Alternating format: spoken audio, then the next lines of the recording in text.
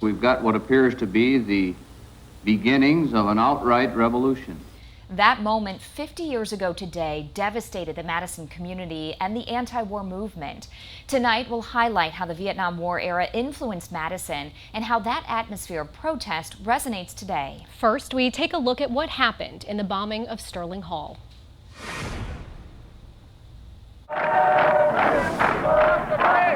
Throughout 1970, anti-war protests consumed the UW-Madison campus. And up till then, things have been pretty violent and unstable. As the Vietnam War went on, violence across the U.S. lit a fire for demonstrators in Madison, opposing anything war-related. As it got to be violent, I think most of us who were grad students stayed away. Jay Gallagher and his colleagues felt the threat, working just a few floors above the Army Math Research Center, which many wanted off campus. In astronomy, we're pretty sure the building was going to be bombed.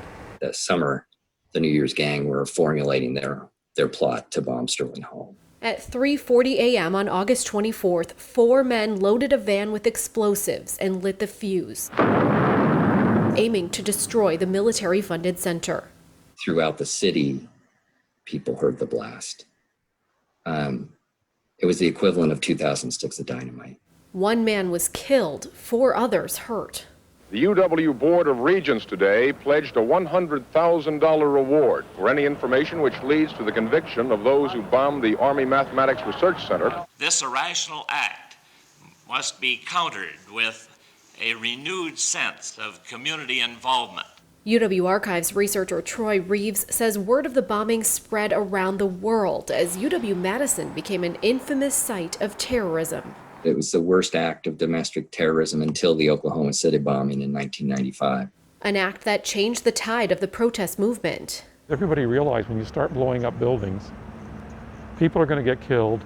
There was a pretty deep understanding that this was way out of line. Gallagher found out about the explosion as he was about to get married. And so the explosion was right in this area. One of the many lucky to have been out of the office. If I'd been in there, the window blew in and embedded in the blackboard, so I would have been...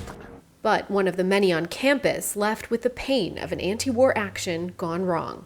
We as an institution survived it, the department survived it, although at the time it looked pretty grim.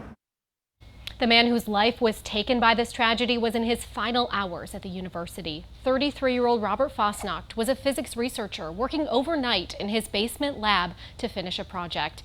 In 2010, Frank Scarpace told UW's Oral History Project he had helped Fosnacht that night, leaving just hours before the explosion.